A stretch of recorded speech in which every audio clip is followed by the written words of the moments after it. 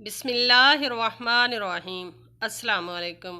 جمعہ کے دن باجماعت نماز ادا کرنے کی اسلام میں کیا فضیلت ہے؟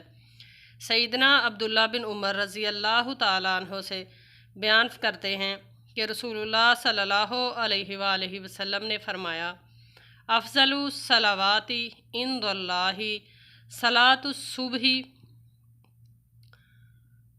یوم الجمعۃ فی جماعت۔